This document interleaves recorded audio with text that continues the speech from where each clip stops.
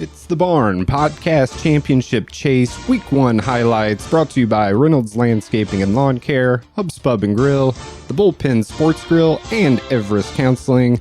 We get kicked off with the Tippy Joe Show versus Pop Punk Pizza Party as we get our season underway. Look at that field. And we are off and running. Defense early. Tippy Joe Show gets our first points of the entire season on this field goal. Knocked it through. Defensive battle right at the end of the first quarter, though. We do get our first touchdown. Number 15. He's happy about it. Oh, we might have to endorse an early Heisman candidate. Pop Punk finally drives down the field right at the end of the half. Finds their man in the back of the end zone. On the board, 13-7. We go to the second half. Man in motion. Right up in the end zone. Big bash running back, number 3, getting it done for Tippy Joe. They go up by 2 scores. We got another Heisman candidate. Pop Punk back on the offensive, trying to cut this down to a 1-score game. Inside the 30.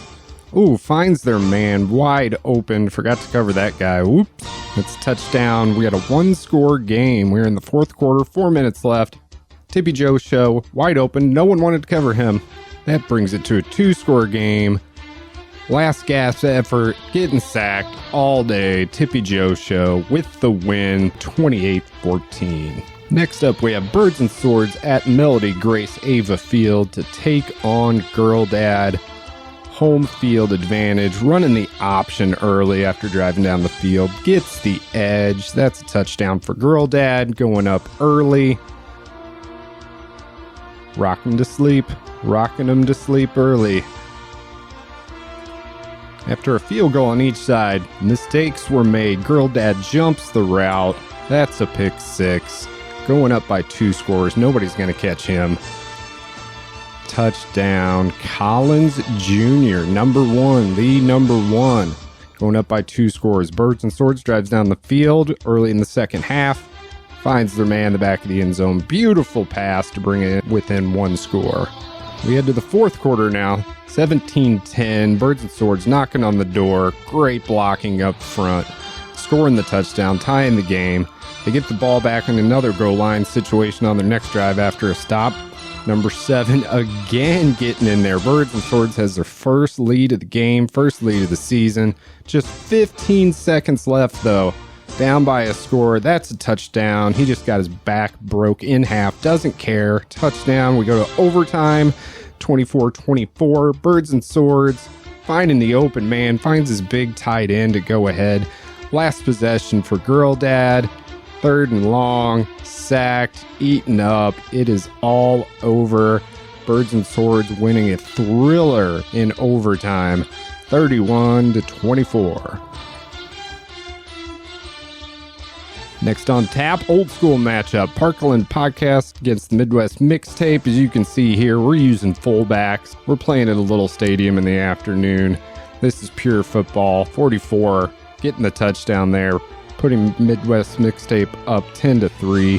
Parkland Podcast could have thrown it to either one of those guys. Wide open, using the passing attack, dancing it up. Oh, yep, something for the kids. Goal line situation, 10-10 right after the break.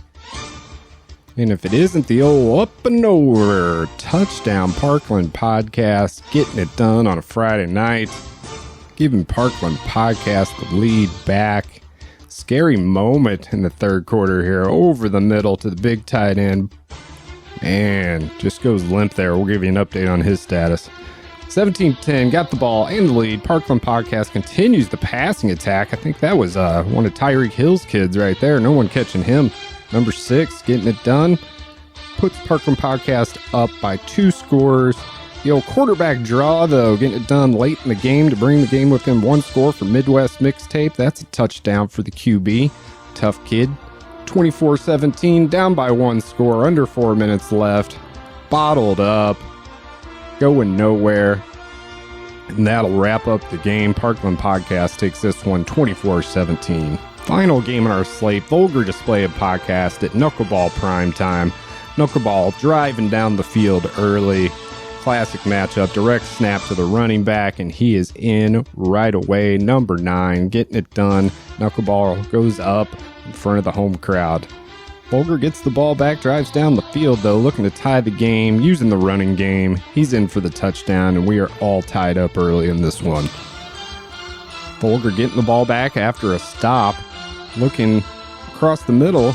Oh, it's another one of Tyreek Hill's kids. He's in the end zone as well. That's a long 70-yard touchdown to put Folger ahead for the first time in the game. Celebrate. 14-7, early second half.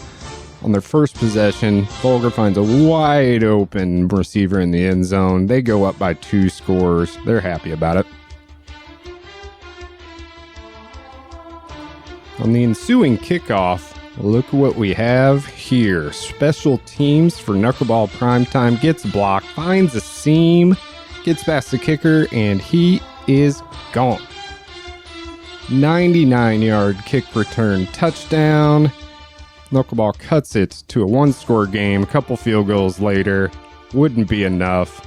Folger's defense just too much. 27-14 off the sack. Not enough time left for Knuckleball in this one. Folger goes into Knuckleball Primetime's house.